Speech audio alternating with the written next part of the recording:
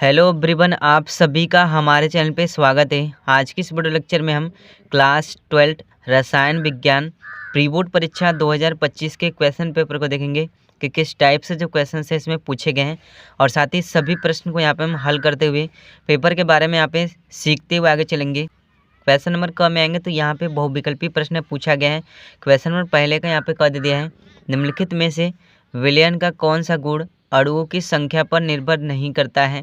Option number जो सवाल यहाँ पर दे रखा है पृष्ठ तनाव, ये इसका आंसर हो जाएगा।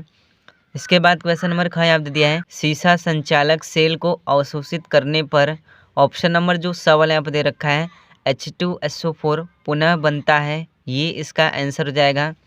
इसके बाद क्वेश्चन नंबर ग यहाँ पे दे दिया है एक प्रथम कोटि की अभिक्रिया की अर्ध आयु 400 सेकंड है, इसका वेग स्थिरांक होगा।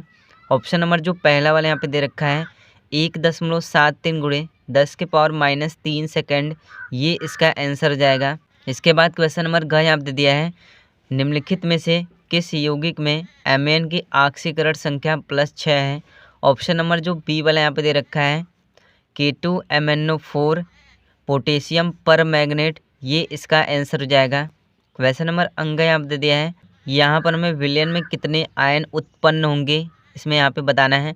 तो यहाँ पे देखेंगे तो ऑप्शन नंबर जो सवाल यहाँ पे दे रखा है 3, ये इसका आंसर हो जाएगा। इसके बाद क्वेश्चन नंबर 6 यहाँ पे दे दिया है क्लोरोफॉर्म का प्रयोग होता है। ऑप्शन नंबर जो ए वाला यहाँ पे दे रखा है एक कीटनाशक के रूप में, ये इसका आंसर हो जाएगा। इसके बाद यहाँ पे क्वेश्चन नंबर 2 में आएंगे तो 2-2 नंबर के 4 क्वेश्चन यहाँ पे पूछे गए हैं। क्वेश्चन नंबर 2 का क यहाँ पे दे रखा है 0.1 मोल यूरिया तथा 0.1 मोल NaCl विलयन में किसका परासरण दाब अधिक होगा, यहाँ पे हमें स्पष्ट करना है। इसका आंसर यहाँ पे क्या हो जाएगा 0.1 मोल सोडियम क्लोराइड विलयन का परासरण दाब 0.1 मोल यूरिया विलयन से ज़्यादा होता है, क्योंकि सोडियम क्लोराइड विघटित होकर 2 आयन देता है जबकि यूरिया विघटित नहीं होता है।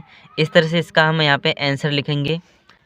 इसके बाद क्वेश्चन नंबर 2 का ख दे दिया है चीनी के सिरे 214.2 ग्राम में 34.2 ग्राम चीनी है, चीनी के सिरे की मोललता क्या होगी, यहाँ पे हमें बताना है। क्वेश्चन नंबर दूसरे का ग यहाँ पे दे दिया है जिंक धातु कॉपर सल्फेट के विलयन से कॉपर को विस्थापित कर सकती है जबकि सोना नहीं करता, कारण यहाँ पे हमें स्पष्ट करना है। इसका आंसर यहाँ पे क्या हो जाएगा जिंक धातु कॉपर सल्फेट के विलयन से कॉपर को विस्थापित कर सकती है जबकि सोना ऐसा नहीं करता, क्योंकि जिंक कॉपर से ज़्यादा क्रियाशील होता है। इस तरह से इसका आंसर हो जाएगा। क्वेश्चन नंबर घ में आएंगे तो कारण सहित यहाँ पे हमें बताना है कि निम्न अभिक्रिया की कोटि क्या होगी।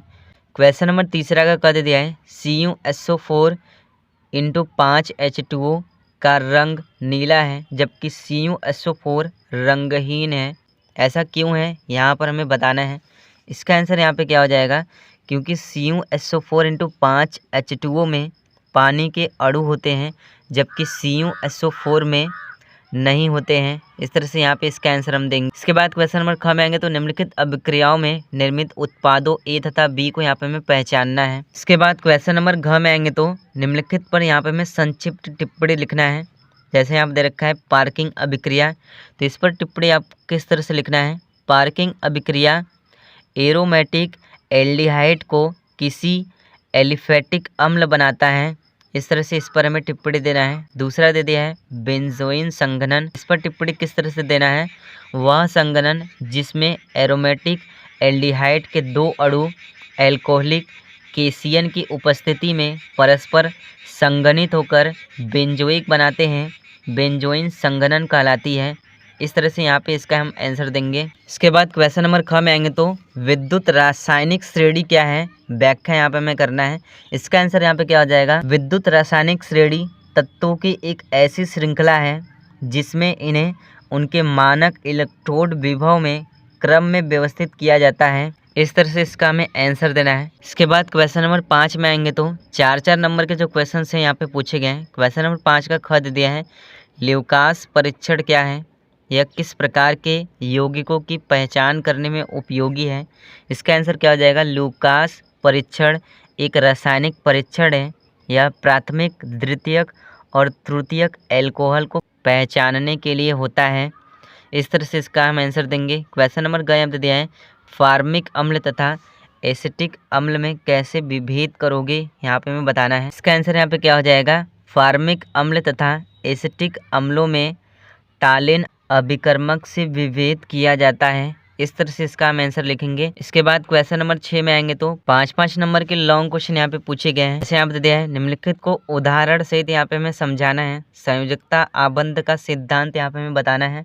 इसका आंसर क्या हो जाएगा, संयोजकता बंध सिद्धांत के अनुसार जब दो परमाणु एक दूसरे के पास आते हैं तो उनके परमाणु कक्षक ओवरलैप होते हैं और सहसंयोजन बंध बनता है। इस तरह से यहाँ पे इसका हमें आंसर देना है।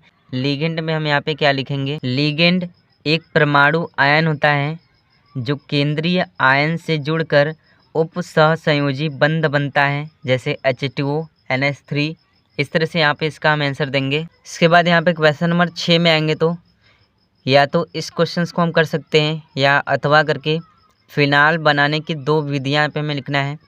इसका आंसर यहाँ पे क्या हो जाएगा, फिनाल बनाने की जो दो विधियाँ होती हैं, पहली विधि प्रयोगशाला विधि और दूसरा जो विधि होता है डाइजोनियम लवणों से।